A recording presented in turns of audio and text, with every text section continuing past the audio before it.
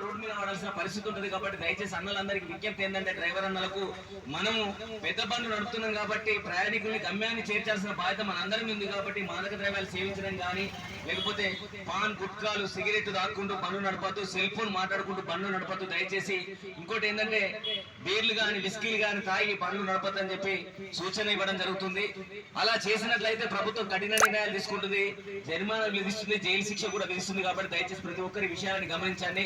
ఇంకొకటి ఏంటంటే యువత చాలా మంది బండ్లు అతివేగంగా నడపడం, అదేంటంటే హెల్మెట్ పెట్టుకోకుండా వాళ్ళు ఇంకా స్టంట్లు చేయడం రోడ్ల మీద, ఇలాంటి పరిస్థితి ఉంది. కాబట్టి దయచేసి ఎవరైనా మన ఇంట్లోపల పిల్లలు ఉంటే వాళ్ళకు మైనర్లకు బండ్లు ఇవ్వద్దు. ఒకవేళ మైనర్లు బండ్లు ఇచ్చినట్లయితే వాళ్ళు పోలీసులకు దొరికితే 25,000 రూపాయల జరిమానా ఉంటుంది. కాబట్టి ప్రభుత్వం కఠిన నిర్ణయాలు తీసుకున్నా కానీ ఇంకా యువత ఏం చేస్తుందంటే విచ్చలవిడిగా మందులు లాగడం, అదేంటంటే రోడ్ల మీద అతివేగంగా వెళ్ళడం, సైలెన్సర్లు పెట్టుకొని అనేది వింత శబ్దాల సైలెన్సర్లు పెట్టుకొని కూడా బండ్లు నడుపుతుండ్రు. అలాంటి వాళ్ళ గురించి ఖచ్చితంగా మనం కంప్లైంట్ ఇవ్వాలి వాళ్ళను.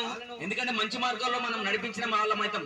పోలీసుల్లో కంప్లైంట్ ఇవ్వడం వల్ల వాళ్ళు ఏంటంటే వాళ్ళు తగు సూచనలు ఇచ్చి వాళ్ళను మొదటిసారి కాబట్టి వదిలిపెడతారు. ఇంకోసారి అలా చేస్తే మాత్రం ఖచ్చితంగా జైలు శిక్ష అనుభవిస్తారు. కాబట్టి మనం పిల్లలకు ఖచ్చితంగా బండ్లు ఇవ్వద్దు ఎవరికైనా కానీ. ఇంకొక విషయం ఏంటంటే దాదాపుగా ప్రతి ఒక్కరు మన తీసుకురాపని చెప్పి మనమే అలవాటు చేస్తున్నాం. అట్లా ఇవ్వద్దండి ఎవరికైనా కానీ. మైనర్లు మేజర్లు ఎవరైతే ఉన్నారో డ్రైవింగ్ లైసెన్స్ ఉన్న వాళ్ళు మాత్రమే బండ్లు నడపాలి. డ్రైవింగ్ లైసెన్స్ లేకుండా బండి నడిపినా కానీ ప్రభుత్వం ఖచ్చితంగా కఠిన నిర్ణయాలు తీసుకుంటుంది, జరిమానాలు విధిస్తుంది. కాబట్టి ఇవన్నీ విషయాలు మీకు తెలియజెప్పడానికి రావడం జరిగింది. మన పాట విందాం.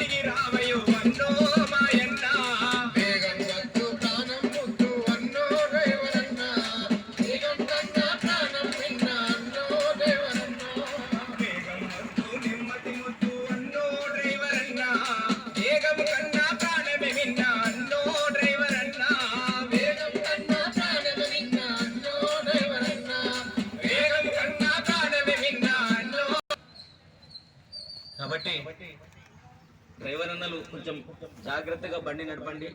వాస్తవంగా